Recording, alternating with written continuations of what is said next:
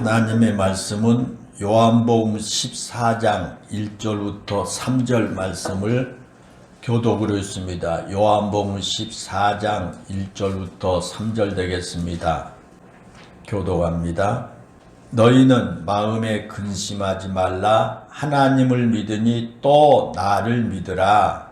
내 아버지의 집에 부심할보다 그렇지 않으면 너희에게 일렀으리라. 내가 너희를 위하여 거처를 예비하러 가노니. 3절 다 같이 시작. 가서 너희를 위하여 거처를 예비하면 내가 다시 와서 너희를 내게로 영접하여 나 있는 곳에 너희도 있게 하리라. 아멘. 12월은 우리 성탄의 계절, 사랑의 계절이죠. 이 12월 마지막 한 달 동안도 사랑하는 우리 영일교회 성도 여러분 모두에게 하나님의 은혜와 하나님의 사랑이 함께 하시기를 축원합니다. 사람의 마음을 가장 설레게 하는 것 중에 하나가 기다림이죠. 이 기다림. 우리가 어렸을 때 소풍 가는 날이 정해지면 전날 밤에 잠을 설치면서 그날을 손꼽아 기다렸고, 또 명절이 다가오면 어머니가 사주시겠다고 약속하신 새 옷을 입게 될 것을 기대하면서 설레며 기다렸습니다. 우리 청소년들이야 이게 무슨 말인가? 어떻게 그게 뭐 소풍 가는 거 기다려주고 명절 때 새 옷 엄마가 사준다고 해서 그거 기다려지겠는가? 지금은 너무 풍요로우니까 그렇게 생각할 거예요. 소풍 가는 날 정해지면 안 갔으면 좋겠다. 어떻게 하면 안 갈 구실 찾까 하고, 명절 때도 뭐 새 옷. 그러나 우리 부모님들 시대에는 소풍 간 날이면 손꼽아 기다렸고요.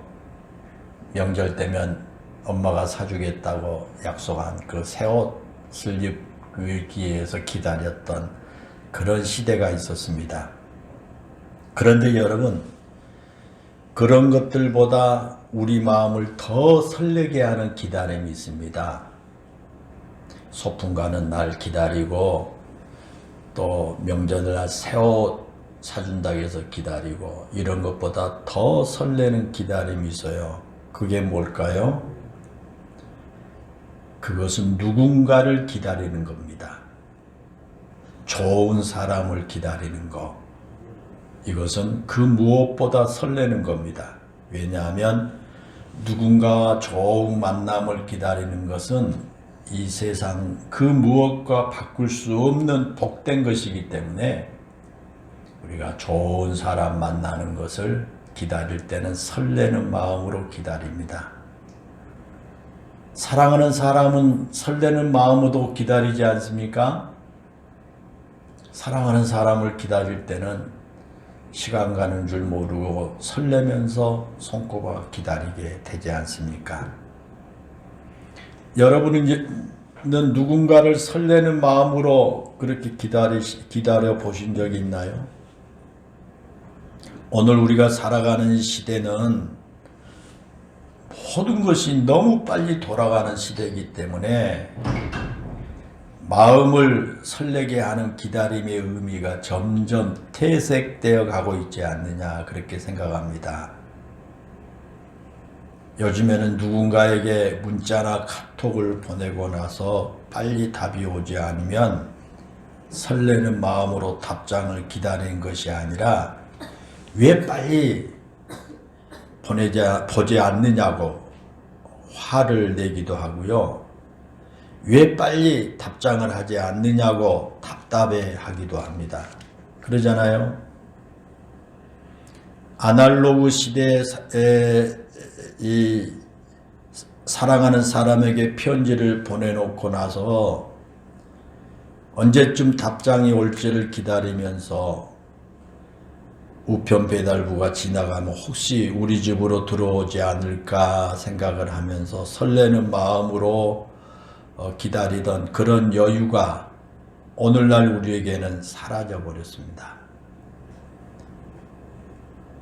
그런데 어쩌면 그런 시대적 흐름 때문인지는 모르지만 오늘 디지털화된 이 시대에 우리의 신앙도 역시 그런 기다림의 설렘과 기쁨이 점차 사라지고 있지 않는가라는 생각을 해보게 됩니다.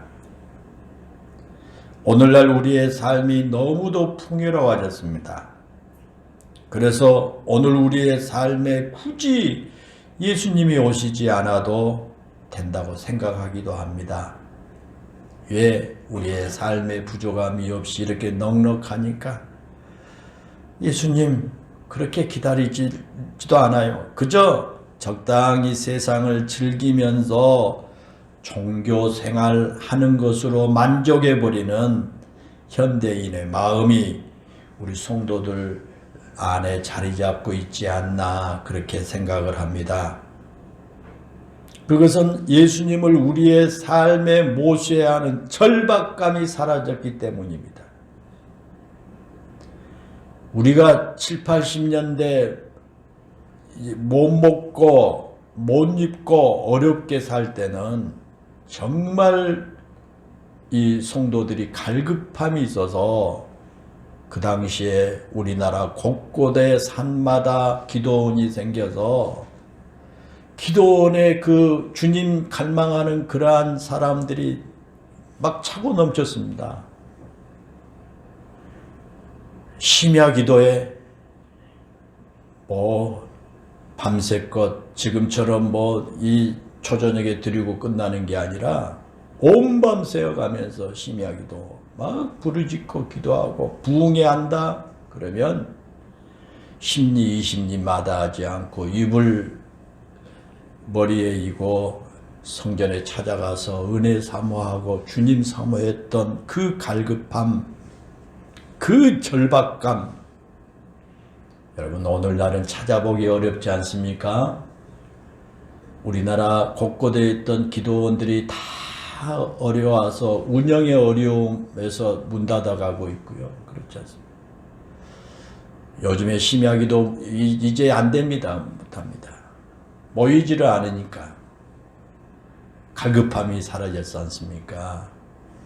성도들이 그렇게 정말 절박함이 사라졌다라는 거예요.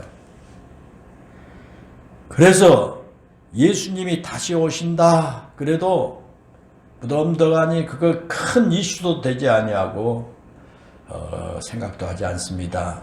옛날 같으면 성탄절 앞두고 나서 얼마나 정말 성탄절 준비하면서 이 온 성도들이 갈급해하고 막 성탄절 기다리고 그렇지 않습니까? 큰 축제가 되고요.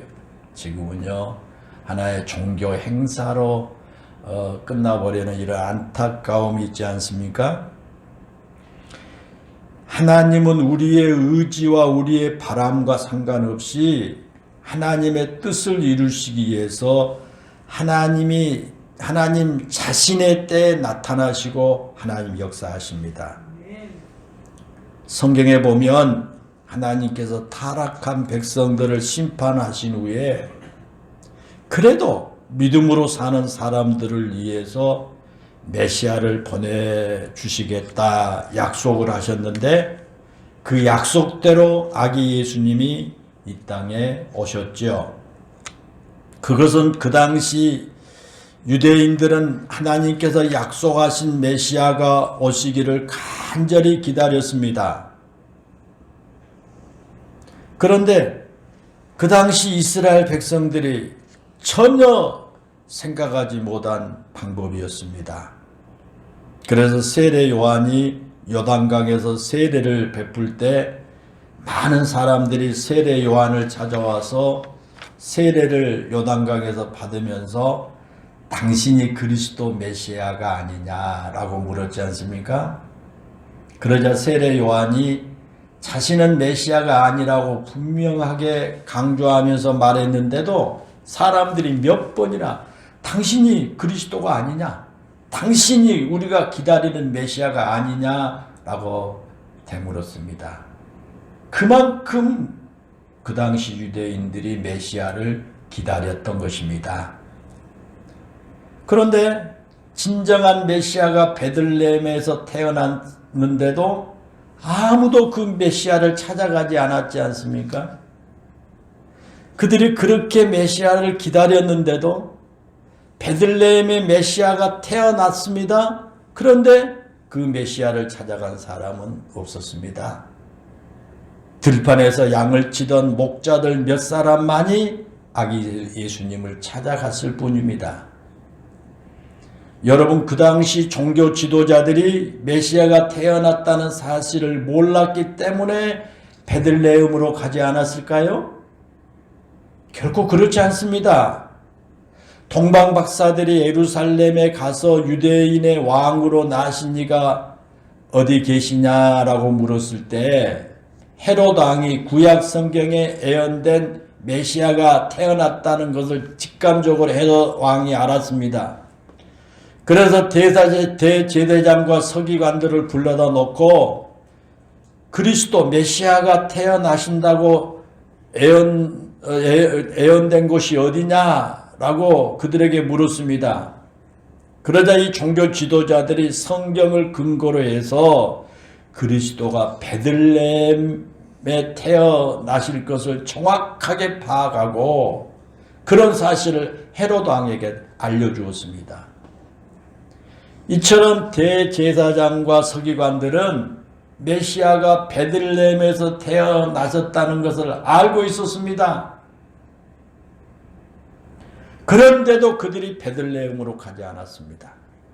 여러분, 왜 그랬을까요? 종교 지도자들이 메시아가 성경을 근거로 해서 베들레헴에서 태어난다고 하는 사실을 알고 있었음에도 불구하고 막상 베들레헴에 메시아가 태어났다라고 하자 그들이 왜 그 베들레헴을 찾아가지 않았을까? 그것은 백성들은 메시아를 기다렸는데도 종교 지도자들은 메시아가 오신 것을 탐탁하게 생각하지 않았기 때문에 그렇습니다. 그들은 메시아가 오시면 자기들의 기득권을 빼앗길 수 있다고 생각을 한 겁니다. 백성들은 메시아가 오기를 간절히 기다리는데 기득권자들은 메시아가 오신 것을 꺼려했습니다. 그래서 막상 메시아가 오셨다는 사실을 알면서도 의도적으로 메시아가 오신 사실을 무시한 겁니다. 그리고 백성들에게 메시아가 오셨다는 사실을 알려주지 않은 겁니다. 사랑하는 여러분, 그렇습니다. 어쩌면 오늘날 우리도 예수님 당시의 종교 지도자들만큼은 아닐지라도 이미 가질 만큼 가진 자들로 살아가고 있습니다. 누릴 만큼 누리면서 살아가고 있습니다. 그래도 지금 우리의 삶이 뒤집혀지는 것을 원하지 않습니다. 지금으로도 내가 충분히 만족하고 있기 때문에 다른 삶을 산다는 것 원하지 않습니다. 그래서 예수님께서 다시 오심을 탐탁지 않게 생각한 겁니다. 지금 내가 쌓아놓은 내 인생의 성이 무너질까 은근히 두려워하기 때문입니다. 예수님께서 이 땅에 다시 오시면 내가 지금까지 쌓아놓은 내 인생의 성이 무너질 것 같기 때문에 그 예수님이 이 땅에 다시 오신다라고 하는 그 사실을 성경을 통해서 우리가 잘 알면서도 은근히 무시합니다. 기대도 되지 않습니다. 하지 않습니다. 여러분, 그렇지 않습니까? 오늘 우리가 읽은 이 본문은 왜 우리가 예수님을 기다려야 하는지 잘 보여주는 말씀이에요. 우리가 왜 예수님 믿고 기다려야 하는지. 예수님께서 공생애를 마감하시고 이제 내일이면 십자가에 돌아가셔야 합니다. 그런데 3년 동안 예수님을 따라다니면서 예수님으로부터 하나님 나라에 대한 말씀을 듣고 또 예수님께서 행하신 놀라운 일들을 경험했던 제자들의 입장에서는 예수님께서 죽으심으로 자기들의 곁을 떠나신다는 것에 복잡한 마음을 가질 수밖에 없었습니다. 지난 3년 동안 동고동락했던 주님이 떠나신다는 것은 이별을 의미한 것 아닙니까? 때문에 사랑하는 주님과 헤어진다는 것에 가슴이 아팠을 겁니다. 단순한 헤어짐이 아닙니다. 사랑하는 주님이 죽으셔야 합니다. 처형을 당하셔야 합니다. 그러니 어떻게 마음이 아프지 않겠습니까? 또 다른 면에서 보면 매우 그들은 애석했습니다. 그동안 제자들은 예수님을 메시아로 믿고 따랐지 않습니까? 물론 제자들이 생각하고 있는 메시아와 예수님이 생각하고 있는 메시아는 다른 것이었지만 그들은 예수님을 통해서 고통받고 있는 자기 조국이 로마로부터 해방될 것이라고 하는 기대를 가지고 있었습니다. 그런 메시아를 기다리는 겁니다. 지금까지 예수님께서 백성들로부터 얻은 그 인기를 바탕으로 거사를 일으킨다면 유대민족이 예수님을 따라 거대한 독립운동이라도 일으킬 수 있는 그런 기세였습니다. 그런데 예수님께는 전혀 그런 마음이 없었습니다. 그리고 내일이면 제자들 가운데 하나인 가룟 유다의 배신으로 인해서 처형을 당하실 것이다. 그렇게 미리 말씀을 하셨습니다. 그러자 지금까지 3년 동안 그들이 꿈꿔왔던 꿈들이 모두 하루아침에 사라질 형편에 놓였습니다. 그리고 지난 3년의 세월이 너무 허무하게 느껴집니다. 그래서 제자들의 마음이 착잡한 것입니다. 그런데 그렇게 복잡한 마음을 갖고 있는 제자들에게 예수님께서 뭐라고 말씀하냐면 마음에 근심하지 말라. 본문에 그렇게 말씀합니다. 예수님이 제자들의 그 마음을 아시고요. 너희들 마음에 근심하지 말아라 말씀해요. 그러면서 하는 말이 하나님을 믿으니 또 나를 믿으라 그렇게 말씀하세요. 예수님께서 제자들에게 근심하지 말라고 한 이유가 하나님을 믿고 또 예수님을 믿기 때문이다라는 거예요. 하나님을 믿고 나를 믿기 때문에 너희들 근심하지 말아라. 그리고 이어서 3절에서 뭐라고 합니까? 가서 너희를 위하여 거처를 예비하면 내가 다시 와서 너희를 내게로 영접하여 나 있는 곳에 너희도 있게 하리라 말씀합니다. 지금 제자들은 예수님과 헤어져야 합니다. 예수님께서 자기들의 곁을 떠나셔야 합니다. 이제부터는 예수님 없이 자기들끼리 살아가야 합니다. 아니 그동안 예수님께 걸었던 모든 꿈과 기대를 포기해야 합니다. 그런데 예수님께서는 그것이 아니라고 말씀하세요.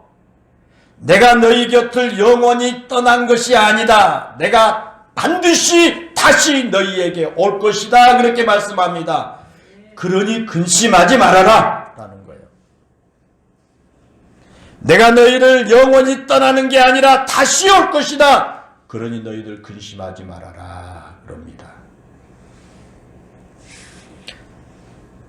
그러면 여러분 예수님께서 떠나신 후 다시 오실 때까지 제자들이 어떻게 해야 합니까? 예수님께서 다시 올 때까지 제자들이 어떻게 살아가야 할까요? 그때까지 제자들이 고아처럼 버려진 존재가 되어야 할까요? 예수님 떠났으니까 고아처럼 이제 버려진 그런 존재들일까요? 그렇지 않습니다. 요한복음 14장 16절에 보면 예수님께서 다른 보혜사를 너희에게 보내주시겠다 약속하셨습니다. 예수님 자신이 떠나고 없는 동안에 제자들을 고아처럼 버려두신 것이 아니라 또 다른 보혜사를 보내주셔서 그 보혜사가 제자들과 영원히 함께 있게 해주시겠다 약속하신 것입니다. 그러니 예수님께서 떠나신다는 것으로 인해서 걱정하고 근심하고 염려할 필요가 없다는 것입니다. 사랑하는 여러분 그렇습니다. 예수님께서 하늘로 승천하신 후 다른 보혜사인 성령께서 이 땅에 오셨습니다. 그 성령께서 제자들을 붙들어 주셨고 그 성령의 능력으로 제자들이 담대하게 복음을 전하며 살았습니다.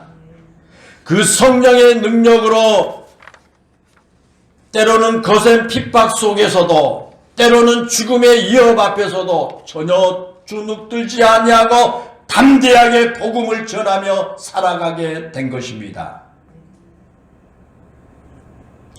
여러분, 예수님께서 다시 오시는 이 사실이 우리에게 기쁨과 설렘이 되는 이유를 아시겠습니까? 예수님이 다시 오신다는 이 사실이 우리에게 왜 기쁨과 설렘으로 기다리게 될까요? 분명한 것은 오늘 본문에서 예수님께서 제자들에게 내가 갔다가 다시 오리라고 약속하셨고 그 약속의 말씀을 들은 제자들에게 어느 정도 위로가 되었을 겁니다. 비록 예수님께서 군병들에게 잡혀가실 때 모두 예수님을 버리고 도망을 갔고 예수님께서 골고다 언덕에서 십자가에 못 박혀 죽으실 때 요한을 제외한 모든 제자들이 그 자리에서 나타나지 않았지만 지금 이 순간 예수님이 다시 오리라고 약속하신 그 예수님의 말씀을 듣고 제자들이 위로를 받았을 것입니다. 내가 다시 오리라. 다시 오리라. 여러분, 그렇게 제자들이 예수님의 말씀을 듣고 위로받은 또 하나의 이유가 있습니다. 그건 뭘까요? 오늘 본문에 보면 예수님께서 제자들을 다 떠나보내시면서 분명한 약속을 하십니다. 다시 오리라는 약속 말고 제자들에게 또 다른 약속이 있습니다. 그것은 예수님께서 제자들 곁을 떠나신 이유가 너희를 위하여 거처를 예비하기 위해서라는 약속입니다. 예수님께서 제자들이 싫어서 그들만 남겨두고 떠난 게 아닙니다. 말을 잘 듣지 않는 제자들에게 벌을 주기 위해서 예수님이 그냥 떠나신 게 아닙니다.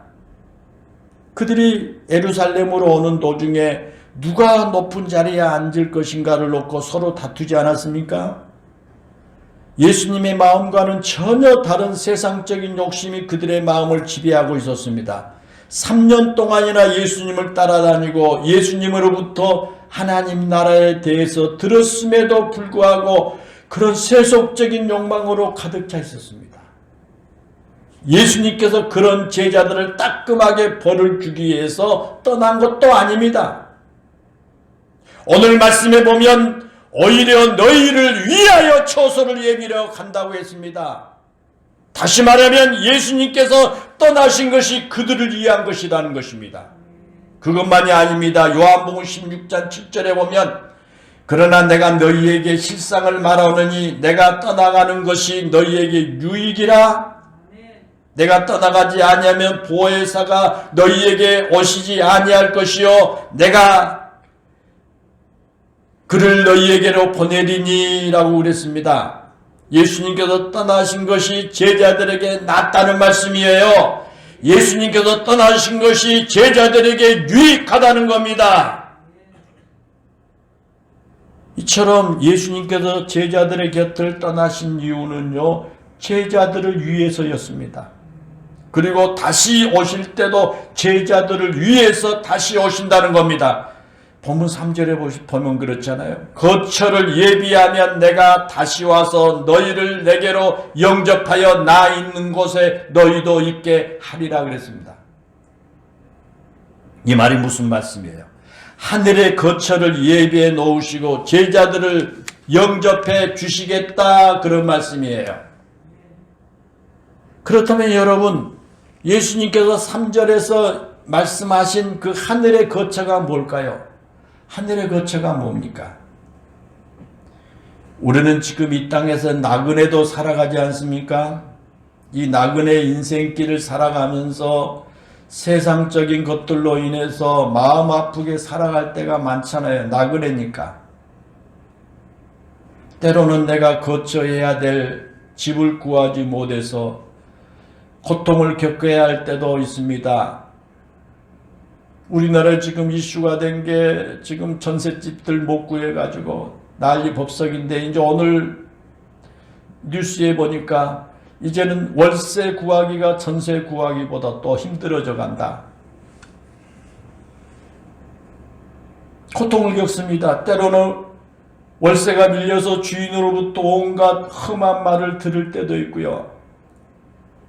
때로는 우리 육체의 질병으로 인해서 고통을 받을 때도 있습니다. 때로는 어떤 문제 앞에서 내가 원하는 대로 그 문제가 해결되지 않아서 마음 아프게 기다려야 할 때도 있습니다. 이처럼 우리가 살아가는 이 세상은요, 우리를 결코 편안하고 안전하게 보장해 주지를 못합니다. 왜 우리는 나그네니까요? 그런 우리에게 예수님께서 하늘의 거처를 마련해 주시겠다고 약속합니다. 그리고 그 거처가 마련되면 다시 와서 우리를 영접하시겠다고 약속하신 것입니다. 그 거처는 이 세상의 것과 다르다고 말씀합니다. 돈이 없어 살던 집을 비워야 하는 그런 집이 아닙니다. 월세를 못 내서 주인으로부터 면박을 당해야 하는 그런 집도 아닙니다. 그런 걱정을 하지 않아도 되는 영원한 집입니다. 세상의 어떤 환경이나 여건에 따라 우리의 마음의 걱정이나 짐이 되는 그런 집이 아닙니다. 그것은 우리의 영원한 거처입니다. 그런 영원한 거처를 우리에게 주시겠다고 약속하십니다. 사랑하는 여러분, 우리에게 그런 집이 주어진다면 우리가 걱정할 이유가 뭐가 있겠습니까? 아니, 단순히 집만 문제가 아닙니다. 집만이 아닙니다. 우리는 매일 수없이 많은 염려와 걱정 가운데 살아가고 있지 않습니까? 자식들이 나쁜 친구와 사귀면서 잘못된 길을 가지 않을까라는 걱정을부터 시작해서 학교를 마치고 집에 돌아오는 길에 교통사고가 나지 않을까라는 그런 걱정들, 수능시험을 잘못 봤는데 대학에 떨어지지는 않을까라는 그런 걱정들도 있지 않습니까? 대학을 다니긴 다니지만 번번한 직장이나 구할 수 있을까라는 걱정도 합니다. 결혼한 자식에게 혹시 무슨 일이라도 있을까라는 걱정도 하고 삽니다. 날씨가 쌀쌀해졌는데 손주들이 감기라도 들지 않을까라는 걱정도 하지 않습니까? 요즘에는 혹시 우리 가족들이 코로나 바이러스에 감염되지 않을까라는 그런 걱정도 하지 않습니까? 연로하신 부모님 갑자기 건강이 좋지 않으신 것 같은데 고생하시면 어떠냐라는 그런 걱정을 하는 등 우리가 살아가면서 걱정과 염려해야 될 일들이 얼마나 많습니까?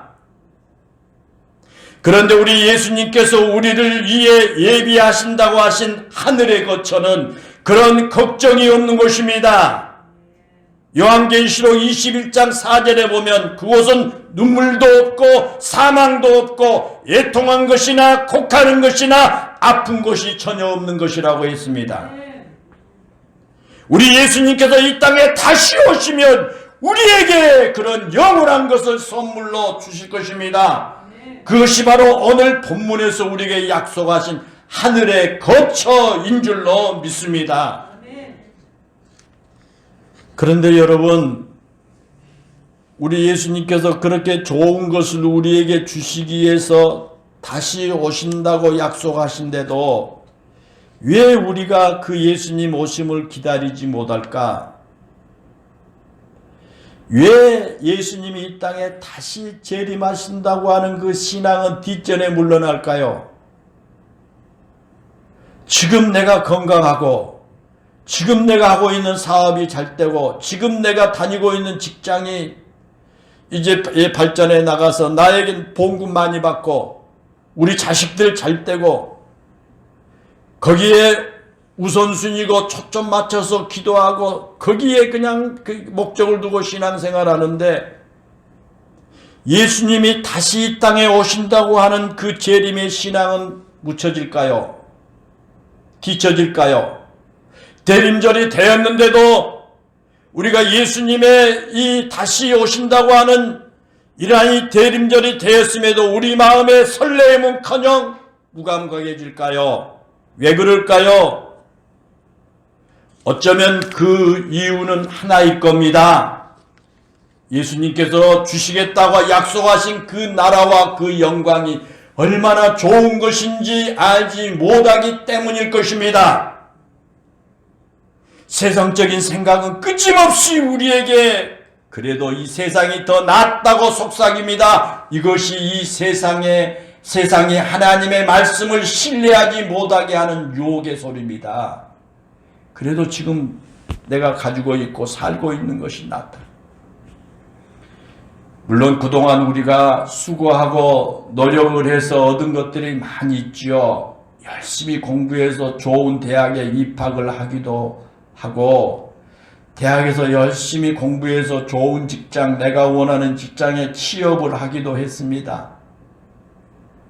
또 좋은 사람 만나서 결혼도 했고요. 사랑스러운 아이들도 낳아서 나름대로 행복하게 살고 있습니다. 그래서 지금 누리고 있는 이 행복을 빼앗기고 싶지 않는 겁니다. 예수님께서 다시 오시면 지금 내가 누리고 있는 이런 행복과 이런 풍요가 사라질 것 같습니다. 그래서 예수님께서 다시 오신다는 것이 반갑지 않은 거예요. 예수님이 다시 오시면 지금 내가 누리고 있는 것을 빼앗아 갈지도 모른다는 두려움이 마음 안에 든 거예요. 제가 평택에서 목회할 때 있었던 일이 생각이 납니다. 거기에 아주 신실하신 권사님 계십니다. 이숙기 권사님이다. 지금 돌아가셨죠. 그런데 거기에 또 아주 신실하신 여자 집사님이 계셨습니다. 그 남편은 뭐 했느냐면 철도청에서 그 어떤 그 공사하는 그 일을 했어요. 그래도 그 공무원이니까. 그래서 시골에서 농사 짓는 것보다 꼬박꼬박 봉급 받으니까 아주 좀 괜찮게 살았습니다. 그리고 그 여자 집사님이 굉장히 아주 이 슬기롭고 신앙생활도 차분하게 예쁘게 그렇게 잘했습니다. 남편이 그 봉급 받아오면 꼬박꼬박 모아가지고 성남에다가 집을 샀어요. 집을 사가지고 이제 목사님 우리 집 샀어요. 너무 기뻐요. 목사님 기도해 주신 덕분이에요. 목사님 집에 와서 예배 드려주세요. 그래서 이숙기 권사님 모시고 같이 예배 드리러 왔어요. 성남에 이렇게 집을 한 채 다 이렇게 샀는데 시골집만 보다가 성남 가서 집을 보니까 집이 아주 참 잘 지어졌고 좋은 집이었던 것 같아요. 그러니까 예배 다 드리고 나오면서 이숙기 권사님이 저한테 하는 말이 지금도 생각이 납니다. 아무개 집사님은 예수님이 이 땅에 재림하시는 것이 이제 이 걱정이 될 것 같아요. 예수님 재림하시게 되면 저렇게 좋은 집 어떻게 돼요, 목사님?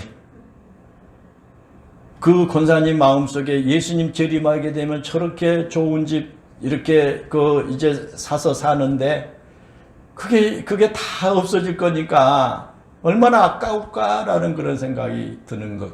아주 소박한 생각이죠. 예, 권사님, 예수님이 재림하시면 저것보다 수백 배, 수천 배 더 좋은 집으로 가요. 그런 이야기를 했던 것이 생각납니다. 그 시골의 권사님 생각이 솔직합니다. 오늘날 우리 그리스도인들 마음속에 여러분 그런 생각들이 있습니다. 그래서 예수님이 이 땅에 다시 오신다. 예수님이 나를 불러가신다. 그렇게 되면 이제 그것 은근히 무시하고 마음속에 두려운 겁니다. 그런데 사랑하는 여러분 이것 아십니까? 예수님이 다시 이 땅에 오실 때 우리에게 주신 것은 이 세상 그 무엇과 비교할 수 없는 영광스럽고 좋은 것들이라는 걸 아십니까? 예수님께서 다시 오실 때 이 세상의 거처에 사는 우리에게 하늘의 거처를 선물로 주신 것을 여러분 아십니까? 썩고 좀먹고 사라질 이 세상의 것이 아니라 영원한 것을 우리에게 주실 것입니다. 이 세상과 결코 비교할 수 없는 것을 우리에게 주실 것입니다. 그러나 솔직히 말하면 우리는 그렇게 생각하지 않습니다. 지금이 더 낫다고 생각합니다. 지금 내가 가지고 있고 지금 내가 누리고 있는 것이 하나님께서 앞으로 나에게 주실 것보다 더 좋은 것이라고 착각하고 살아갑니다. 이거 놓치면 그래서 안 됩니다. 내가 교회를 안 다니면 안 다녔지 내가 이거 놓치면 안 됩니다. 그래서 예수님 다시 오신다고 하는 것도 고대하지 않습니다. 그것은 마치요 어린아이의 손에 500원짜리 동전을 움켜쥐고요 5만원짜리 지폐를 주겠다고 하는 자기 아버지의 제안에 머리를 흔드는 어린아이와 같습니다. 무엇이 더 좋은 것인지를 모릅니다. 무엇이 우리에게 더 나은 것인지를 알지 못합니다. 그래서 지금 내 손에 쥐어져 있는 것을 빼앗기지 않기 위해서 몸부림칩니다. 내 손에 쥐어진 것이 없어질 줄 모른다는 그런 막연한 생각 가운데 여러분 신앙생활도 기쁨을 하지를 못합니다. 그러나 솔직히 말하면 우리는 그렇게 생각을 하고 살아간다는 거죠. 그러나 믿음으로 살았던 우리 믿음의 선배들은 이 세상의 것보다 영원한 나라의 영광이 더 귀하고 복된다는 사실을 알고 살았습니다. 그래서 이 세상의 것들을 기꺼이 포기했잖아요. 다. 믿음으로 산 사람 보세요. 다 세상을 포기해. 히브리서 11장 16절에 보면 그러잖아요. 그들이 이제는 더 나은 본향을 사모하니 곧 하늘에 있는 것이라. 이러므로 하나님이 그들의 하나님이라 일컬음을 부르심을 부끄러워하지 아니하시고 그들을 위하여 한 성을 예비하셨느니라 그랬습니다.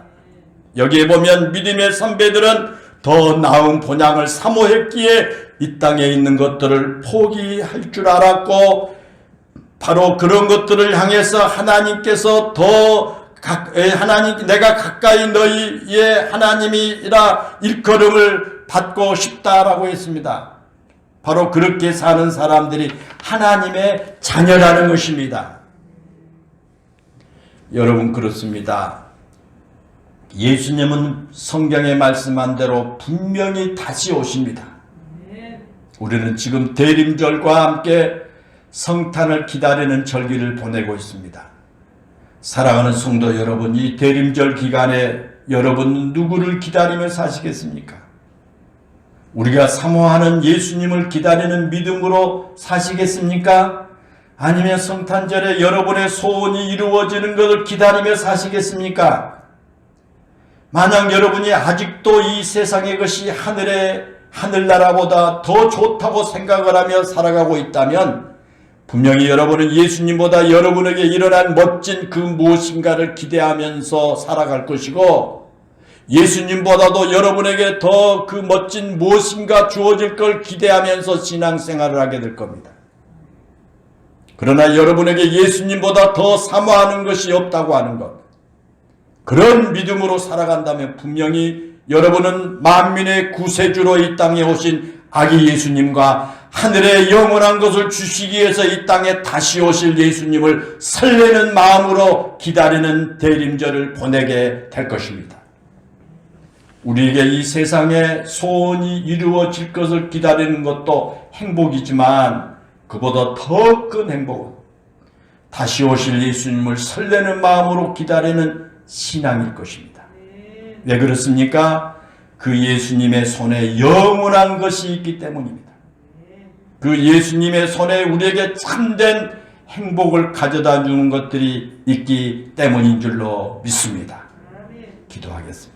은혜롭고 감사하신 아버지 하나님, 우리가 이 12월 달 이제 주님이 이 땅에 다시 오시마 약속하신 그 약속을 믿고 기다리는 이 대림절이요, 또 이 땅에 우리를 구원하기 위해서 오신 성탄, 예수님의 탄생을 기념하는 그런 기쁨의 달, 축제의 달을 맞이했습니다. 은혜로우신 아버지 하나님, 우리가 이 세상에 살면서 이 세상의 소원들이 이루어진 것이 우리에게 행복을 가져다 주지만 그보다 더 큰 행복은 이 땅에 다시 오실 예수님을 기다리는 그 신앙, 그 설레는 그 기다림이 우리에게 더 큰 행복이 있다는 것을 우리 모두가 깨닫게 해 주시기 원합니다. 그 예수님 안에 우리에게 영원한 하나님의 나라가 있고 우리에게 영원한 하나님의 신령한 축복이 있고 그 예수님의 손 안에 우리의 더 큰 행복이 있기 때문인 줄로 믿습니다. 우리 영일교회 모든 성도들 이러한 주의 말씀대로 이제 주님 오심을 기다리면서 주의 나라를 사모하면서 믿음으로 살아가는 성도들 모두가 되게 해 주시고 우리가 다시 한번 이 재림의 신앙, 기다림의 신앙을 회복하게 하시고 예수님이 이 땅에 오심을 우리가 기쁜 마음으로 우리가 서로 축하하고 나누는 이러한 성탄절이 되도록 하나님 도우시고 인도해 주옵소서. 예수님의 이름으로 기도하옵나이다. 아멘.